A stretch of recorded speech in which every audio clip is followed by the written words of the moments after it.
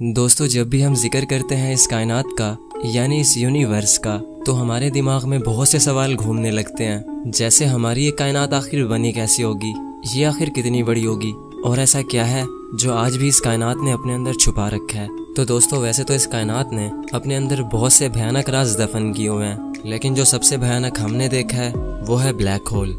एक ऐसी अंधेरी जगह जहाँ से वापसी का कोई रास्ता नहीं। ब्लैक होल्स के बारे में हमें बहुत सी कहानियाँ सुनने को मिलती हैं, जैसे एक दूसरे यूनिवर्स का रास्ता है। यानी ब्लैक होल में जाने के बाद हम एक ऐसी कायनात में पहुंच जाएंगे जहां एक अलग ही किस्म की जिंदगी बसती है, जो कि वक्त से भी परे है। यानी वहां कोई वक्त नहीं होगा और कभी भी मौत नहीं आएगी।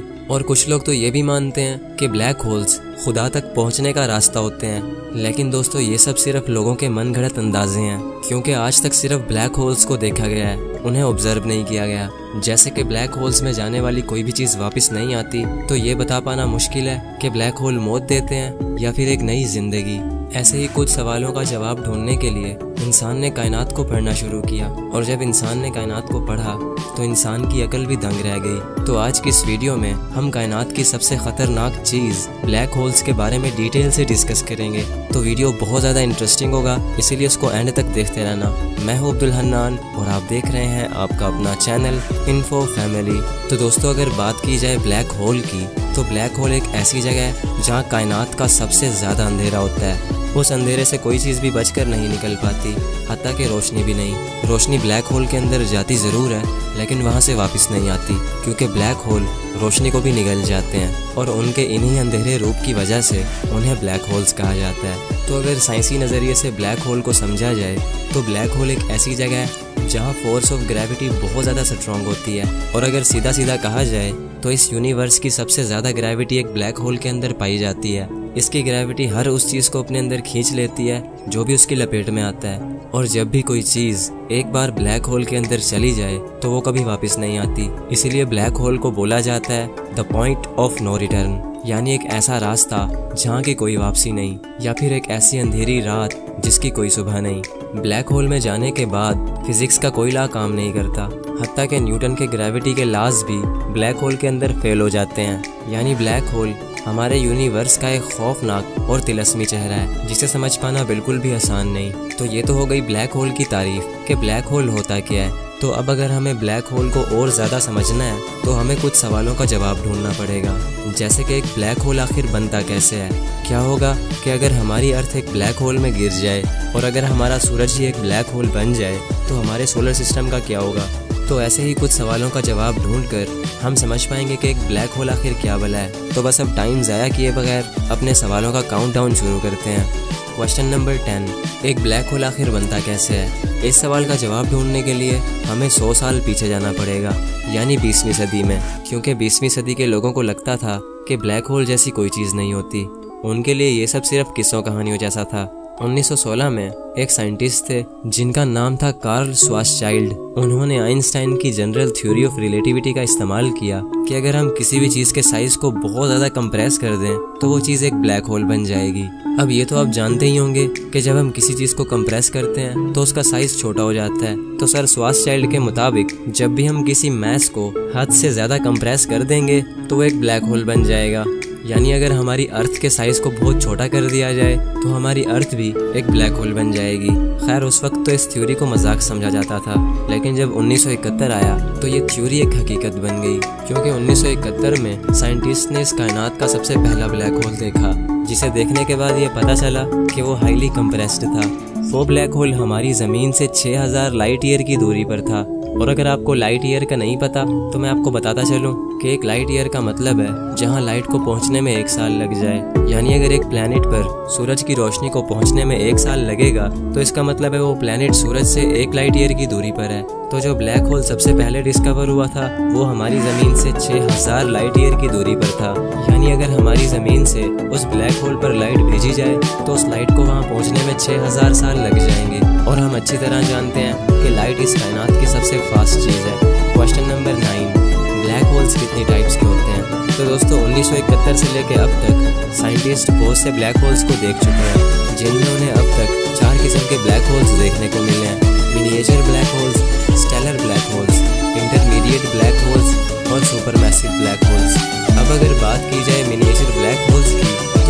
होल बहुत ही छोटा होता है। एक एस्टिमेट के मुताबिक इस ब्लैक होल का साइज सिर्फ एक सिंगल एटम के जितना होता है, लेकिन फिर भी ये इतना पावरफुल होता है कि एक बड़े से पहाड़ को आराम से निगल सकता है। इन छोटे ब्लैक होल्स की उम्र इस कायनात की उम्र के लगभग आसपास होती है। तो साइंटिस्ट का ये मानना है कि ये छोटे ब्लैक होल्स शायद बिग बैंग के फौरन बाद बन चुके थे, जब स्पेस ने अपने कुछ टुकड़ों को इधर उधर बिखेर दिया होगा। मिनिएचर ब्लैक होल्स के बाद आते हैं स्टेलर ब्लैक होल्स, जिनका साइज हमारे सूरज से 10 से 15 गुना या फिर 20 गुना तक भी बड़ा हो सकता है। ये ब्लैक होल्स सुपरनोवा के बाद बनते हैं, और सुपरनोवा तब होता है जब एक बहुत ही बड़ा स्टार मरता है। ये स्टार हमारे सूरज से कम 25 गुना ज्यादा बड़ा हो सकता है, और जब ये मरता है तो ये फट जाता है। इसके फटने से इतनी ज्यादा रोशनी फैलती है जो कि सूरज की रोशनी से भी अरबों खरबों गुना ज्यादा होती है, और इसके अंदर से इतनी हाई एनर्जी रिलीज होती है कि उसकी रोशनी एक गैलेक्सी में कई हफ्तों तक रहती है। स्टार के मरने के इस अमल को सुपरनोवा कहा जाता है, और सुपरनोवा के बाद बनता है एक स्टेलर ब्लैक होल। अब नंबर 3 पर आता है इंटरमीडिएट ब्लैक होल।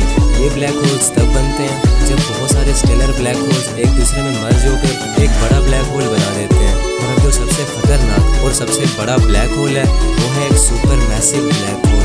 ये ब्लैक होल इतना ज़्यादा बड़ा होता है कि इसका साइज हमारे सूरज से अरबों खरबों गुना ज़्यादा होता है। ये ब्लैक होल हर गैलेक्सी के बिल्कुल सेंटर में मौजूद होता है, और ये इतना बड़ा होता है कि इंसान इसका अंदाज़ा भी नहीं लगा सकता। और ऐसा ही एक ब्लैक होल हमारी मिल्की वे गैलेक्सी के बिल्कुल सेंटर में मौजूद है, जिसका नाम है Sagittarius A star. Sagittarius A star का साइज हमारे सूरज से 4 मिलियन यानी 40 लाख गुना से भी ज्यादा बड़ा है, और ये सुपर मैसिव ब्लैक होल्स तब बने थे जब गैलेक्सीज बनी थी। क्वेश्चन नंबर 8, क्या होगा कि अगर आप एक ब्लैक होल में गिर जाओगे? तो इसका जवाब है कि ब्लैक होल के अंदर कायनात की सबसे ज्यादा ग्रेविटी पाई जाती है। ये हर चीज को अपने अंदर इतनी ज्यादा ग्रेविटेशनल फोर्स से खींचता है कि या तो वो चीज फट जाती है या फिर वो बहुत ज्यादा स्ट्रेच हो जाती है। यानी अगर आप ब्लैक होल के अंदर जाओगे तो आप लंबे होकर एक नूडल बन जाओगे, और जब आप ब्लैक होल से थोड़ा सा दूर होंगे तब आपको टाइम डायलेशन इफेक्ट का एहसास होगा। मिसाल के तौर पर आप एक ब्लैक होल के पास पहुंचकर अपने एक दोस्त को वीडियो कॉल करते हो जो कि उस वक्त अर्थ पर है, तो आपको आपका दोस्त बहुत ज्यादा तेजी से मूव करता हुआ दिखाई देगा, लेकिन वहीं पे आप उसको बहुत ही स्लो मूव करते हुए दिखाई दोगे, जो कि सुनने में बहुत ही डरा देने वाली बात है। वैसे तो ऐसा आज तक किसी के साथ भी नहीं हुआ, क्योंकि ब्लैक होल्स इतने ज्यादा दूर होते हैं कि इंसान तो दूर की बात वहां तक रोशनी को भी पहुंचने में हजारों साल लग जाएंगे। लेकिन दोस्तों, बहुत से साइंटिस्ट ने ब्लैक होल्स को बड़े बड़े सितारों को फाड़ते हुए देखा है। ये उन स्टार्स को निगल जाते हैं और उनकी रोशनी को भी खत्म कर देते हैं।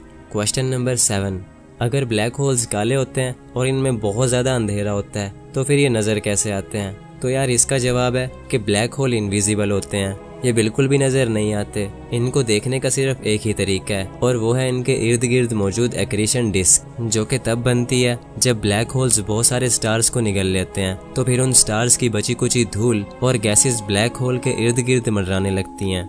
दोस्तों, ब्लैक होल के इर्द गिर्द तो होती है एक्रीशन डिस्क, लेकिन जो ब्लैक होल के अंदर वाला पार्ट है जो कि बिल्कुल अंधेरा है, उसको बोला जाता है इवेंट होराइजन, जिसके आर पार नहीं देखा जा सकता और वहां जाने वाली कोई भी चीज वापस नहीं आती। ये ऐसे है जैसे कि एक अंधा कुआं। क्वेश्चन नंबर 6, क्या होगा कि अगर हमारा सूरज एक ब्लैक होल बन जाए? क्या ये हमारे सोलर सिस्टम को तबाह कर देगा? तो इसका जवाब है कि सूरज कभी भी ब्लैक होल नहीं बन सकता, क्योंकि सूरज एक बहुत ही छोटा सितारा है। इसके अंदर एक ब्लैक होल को बनाने जितनी एनर्जी नहीं है। जब 5 अरब साल के बाद सूरज की जिंदगी मुकम्मल होगी तो हमारा ये सूरज लाल हो जाएगा और ये एक रेड जायंट स्टार बन जाएगा, और फिर आखिर में हमारा सूरज एक वाइट स्टार बन जाएगा और बिल्कुल ठंडा हो जाएगा। लेकिन फिर भी हम मान लेते हैं कि हमारा सूरज एक ब्लैक होल बन चुका है। तो दोस्तों, इससे हमारे सोलर सिस्टम पर कोई असर नहीं पड़ेगा। सभी प्लैनेट्स उस ब्लैक होल के इर्द गिर्द घूमने लगेंगे जैसे वो सूरज के गिर्द घूमते हैं। लेकिन फिर प्रॉब्लम ये होगी कि हमें सूरज की रोशनी नहीं मिलेगी, जिससे हमारी अर्थ पर जिंदगी खत्म हो जाएगी।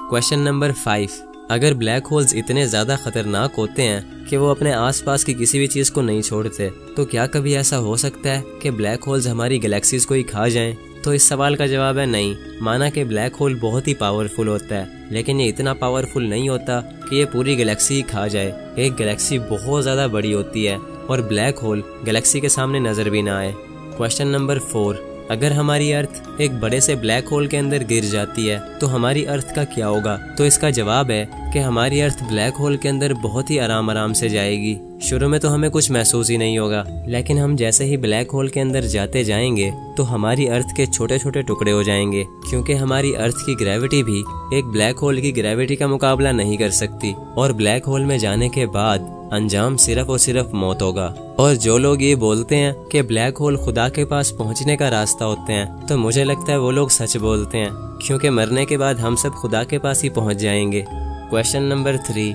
क्या ब्लैक होल से बचने का या फिर इससे बाहर निकलने का कोई रास्ता भी है? तो इसका जवाब है बिल्कुल नहीं, क्योंकि ब्लैक होल की ग्रेविटी से लाइट भी बाहर बचकर नहीं निकल सकती। तो इस हिसाब से अगर हमें ब्लैक होल से बचकर बाहर निकलना होगा तो हमें लाइट से भी हजारों गुना ज्यादा फास्ट होना पड़ेगा, और ऐसा कभी नहीं हो सकता। क्वेश्चन नंबर 2, अगर ब्लैक होल्स इतने ज्यादा दूर होते हैं कि उन तक पहुंचने में लाइट को भी हजारों साल लग जाते हैं, तो फिर साइंटिस्ट इतनी दूर से ब्लैक होल को कैसे देखते होंगे? तो दोस्तों इसका जवाब है कि नासा के पास इतनी ज्यादा पावरफुल सैटेलाइट्स और टेलीस्कोप्स मौजूद हैं जो कि स्पेस में मौजूद बहुत सी चीजों को दूर से ही देख लेती हैं। और अगर बात की जाए नासा की सबसे पावरफुल सैटेलाइट की, तो दोस्तों नासा की सबसे powerful satellite the James Webb telescope है, जिसको शॉर्ट फॉर्म में JWST भी कहा जाता है। ये टेलीस्कोप सूरज के इर्द गिर्द घूम रही है, यानी ये हमारी जमीन से पूरे 1 मिलियन माइल्स की दूरी पर है, जो कि 16 लाख किलोमीटर से भी ज्यादा दूर है। इस टेलीस्कोप की पावर का अंदाजा आप इस बात से भी लगा सकते हो कि ये हमारी गैलेक्सी से बाहर की गैलेक्सीज और स्टार्स को भी देख लेती है। क्वेश्चन नंबर 1, अगर ब्लैक होल कायनात की अब तक की देखी जाने वाली सबसे खतरनाक चीज है, तो क्या ऐसा हो सकता है कि कोई चीज ब्लैक होल से भी ज्यादा खतरनाक हो और इंसान की नजरों से अब तक छुपी हुई हो? तो दोस्तों इसका जवाब है व्हाइट होल, जो कि ब्लैक होल से भी ज्यादा खतरनाक हो सकता है। व्हाइट होल्स को अब तक देखा तो नहीं गया, लेकिन इनके होने का अंदाजा लगाया गया है, जैसे ब्लैक होल्स को ढूंढने से पहले ब्लैक होल्स के होने का अंदाजा लगाया जा चुका था। अब व्हाइट होल्स कैसे हो सकते हैं और ये कितने खतरनाक हो सकते हैं, इस पर मैं रिसर्च करके किसी नेक्स्ट वीडियो में एक्सप्लेन करूंगा।